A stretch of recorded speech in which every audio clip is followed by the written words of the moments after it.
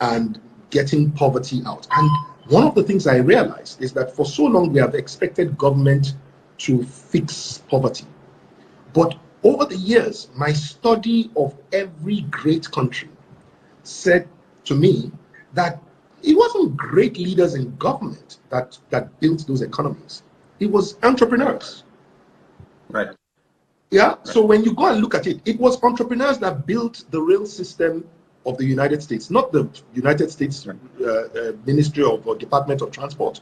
It was entrepreneurs that built flight, the Wright brothers, and so on. It wasn't United States Department of Aviation or wherever it is. It was entrepreneurs. And one of the things that I love about entrepreneurs is that entrepreneurs do two things that are very special. Number one, they solve problems. And number two, they create wealth.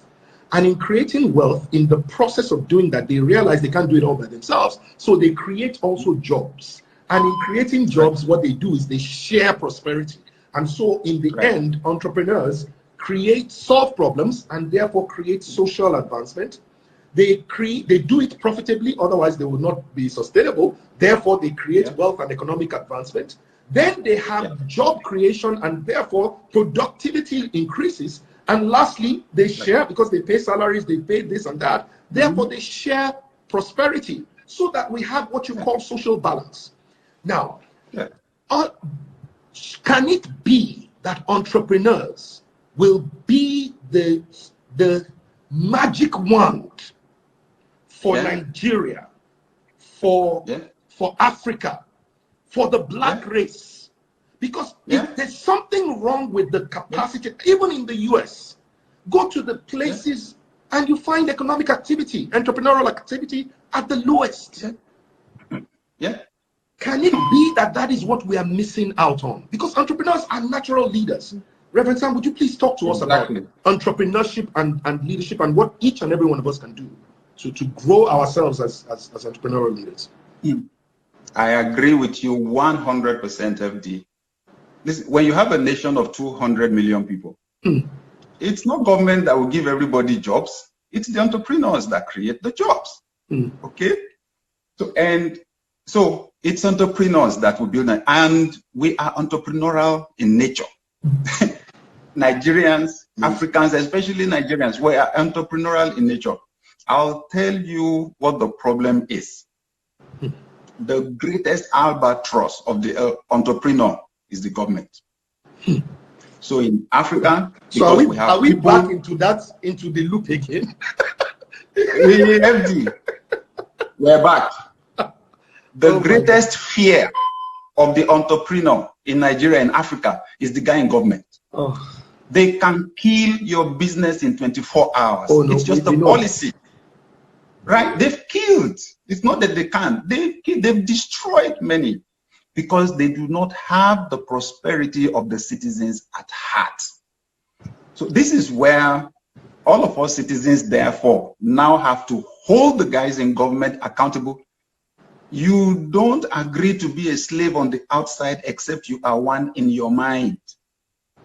I celebrate the younger generation in Nigeria and Africa right now because they are demanding for things that people did not demand for before. They have tools at their disposal. They know what's going on in other parts of the world now. And you can see the reaction of the people with political power. The way they shut down the entrepreneurs is the way they are shutting down these young entrepreneurs and leaders that are trying to bring out these qualities right now. So there's no way to go about it. Anywhere in the world where there has been change, people have had to demand, or they don't give it to you on the platter of gold. People demand for it. I'll tell you what. Let's use the example of Henry Ford in the US, just to buttress your point on the entrepreneur. This guy invents the petrol engine and then begins to produce cars in the US for the first time. He's producing just a few. Only rich people could afford it. Then the guy says, this is not my vision. I want every family in America to be able to afford the car. So he produces a bland-colored, black-colored, basic one like that, the Ford Model T. Then begins to mass produce, increases production to 1,000 per day. His directors are surprised because they had said it's not possible. Who will buy it? You know what government did? The cars need roads to travel on. Government was creating the roads. The cars need petrol station. The value chain from the creation of the car alone, at some point he could not even produce the parts alone. So some other companies were created just to produce this part, another one to produce this part. Petrol, that's why the petroleum industry exploded, the oil and gas industry exploded. Yeah, but government was aiding. John D. Rockefeller with the rail stations, with the Standard Oil and so on. See government with the guys in tech. How will Nigeria produce a Mark Zuckerberg? Government will have finished him a long time. In fact, he's still struggling to pass JAMB and to finish in the university. Our governments frustrate because it's a rulership that we have. So we're back to the government. So anyone that wants to flourish, we have to realize this is a potential and the fight for the future of our children and generations yet to come. That we must get the way governance system, the way we govern ourselves, must be restructured. All right. So you know what, Reverend Sam, in the last 1 hour,